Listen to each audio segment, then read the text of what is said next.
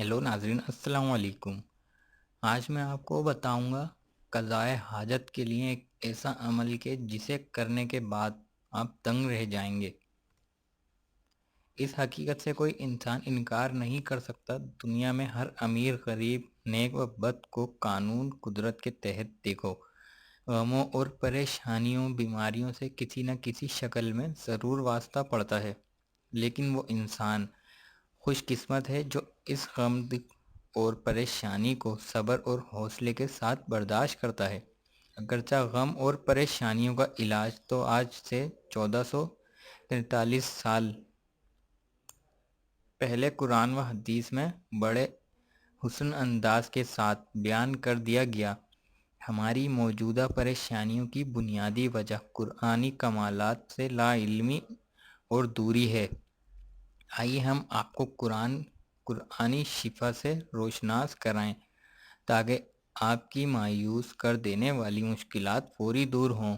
यकीन जानिए, इन आज़मूदा कुरानी शिफाओं को आजमा कर खुद कश्ती तक पहुँचने वाले खुशहाली की ज़िंदगी हंसी खुशी बसर कर रहे हैं। कारेन सूरह बकरा से लेकर सूरह नास तक की रूहानी वज़ाइफ व अमलियात मुलाहज़ा फरमाएं। रूहानी बीमारी की मिसाल: नेक कामों में दिल ना लगना, बुरे कामों में मज़ा आना। जिस्मानी बीमारी की मिसाल: हर तरह के जिस्मानी औजार जिसमें खांसी, नज़ले से लेकर फॉलिज कैंसर तक की बीमारियां शामिल हैं।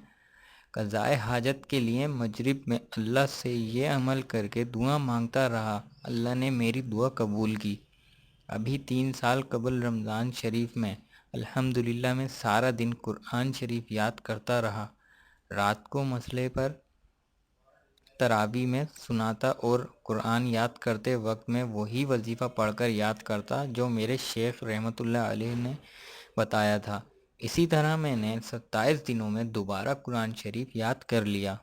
वो अमल जो मेरे वालिदैन ने मुझे बताया था वो ये है कि मेरे वालिद ने फरमाया, बेटा जब तुम्हें किसी चीज़ की ज़रूरत हो तो तुम 6 नफिल 2 रकातें करके इस तरह पढ़ो कि पहली रकात में सूरह काफिरून और दूसरी रकात में सूरह इखलास। हर 2 रकात का सलाम फेरते ही फिर सजदे में जाकर ये दुआ करनी है, या हय्यू या कय्यूम बरहमतिका अस्तगीज़। 20 दफ़ा अव्वल व आखिर दुरूद शरीफ 3 मरतबा। इंशाअल्लाह ज़रूर दुआ कबूल होती है। हमारी वीडियो देखने के लिए शुक्रिया। हमारा चैनल उर्दू मीडिया सब्सक्राइब करना ना भूलिए। अल्लाह हाफिज़।